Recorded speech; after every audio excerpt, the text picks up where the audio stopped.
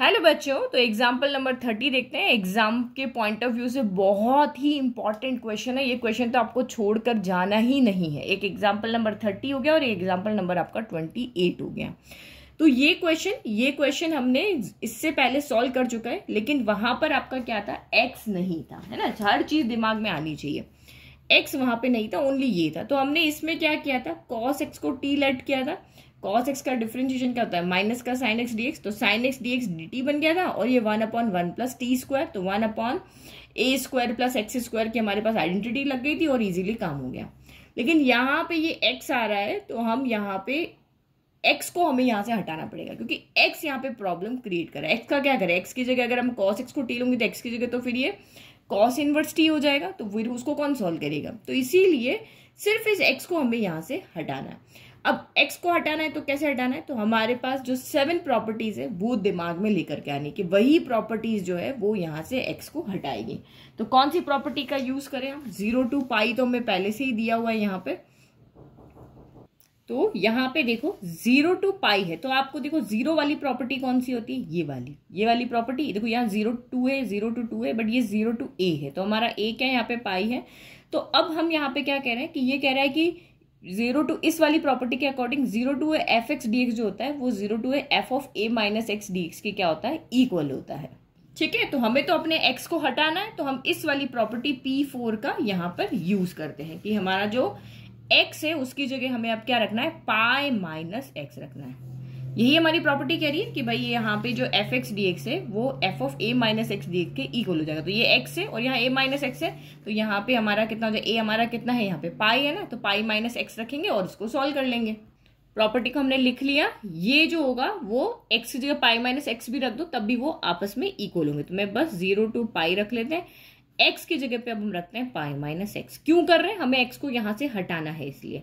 तो ये sine pi minus x हो गया और नीचे 1 plus cos square pi minus x हो गया। ठीक है, तो अब यहाँ पे क्या करते हैं, साइन पहले इनको सॉल्व कर लेते हैं, उसके बाद इसका देखते हैं क्या होता है।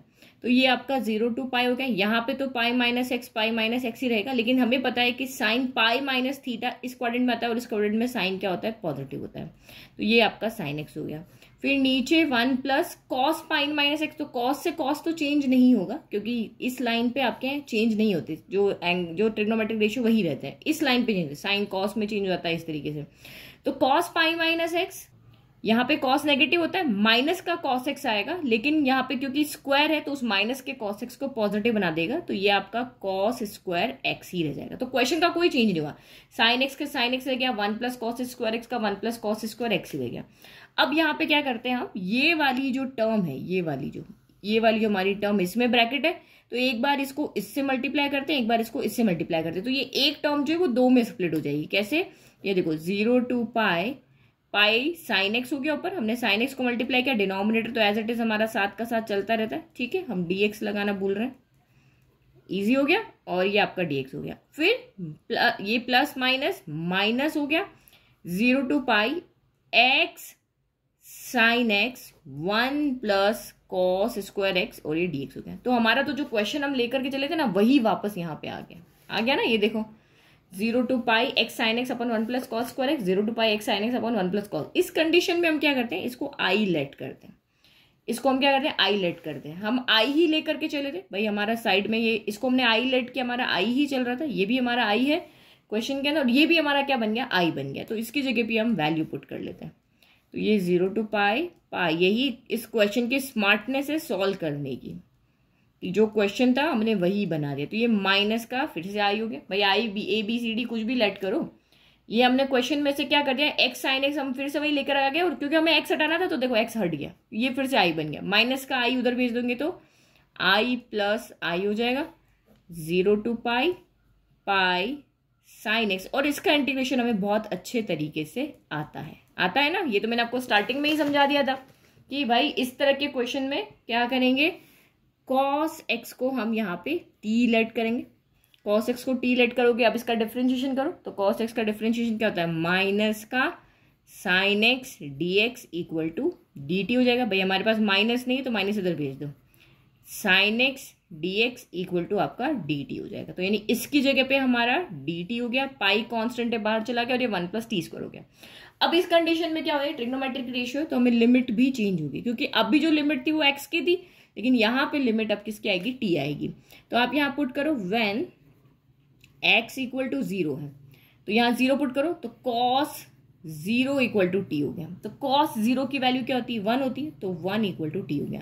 तो इस लिमिट की जगह पे 1 हो जाएगा। भाई x 0 है लेकिन t की लिमिट 1 आ रही, भाई मैं हूं तो मेरा राज चलेगा, मैं dx को dt बना सकता हूं, तो मेरी लिमिट लेकर आऊंगा, तो बस t ने अपनी लिमिट बना दी।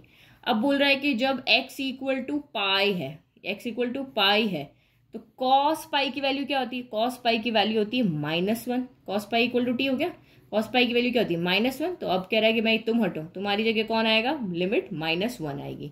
तो 2i + i कितना हो गया, 2i, कांस्टेंट को बाहर ले लो, पाई, लिमिट आपकी 1 से -1 हो गई, sin x dx आपका माइनस का dt हो गया, माइनस हमने बाहर लिख लिया, dt यहाँ लिख दिया, और ये 1/1 + cos² है, cos x की वैल्यू कितनी है, t है, तो 1 + कितना हो गया, t² हो गया।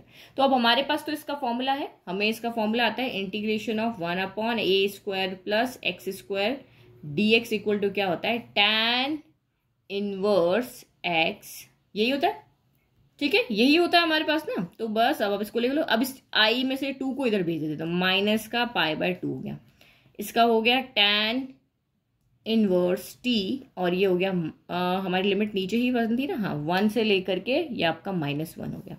अब बस अब तुम्हारा बहुत काम इजी हो गया, वैल्यू ही तो पुट करनी है, -π/2, फिर लिमिट पुट करो tan inverse -1, upper limit minus lower limit, तो ये हो गया tan इनवर्स 1। तो ये वैल्यू तो हमें पता है कि 1 की वैल्यू तो π/4 होती है, ये तो हमें पता है ना। और अब यहाँ पे नेगेटिव आ रहा है, तो अब सेम जैसे साइन -θ क्या होता है आपका, यहाँ पर साइन थीटा होता है, लेकिन cos -θ माइनस कॉस होता है, सेम ऐसे ही यहाँ पर भी देखना पड़ेगा।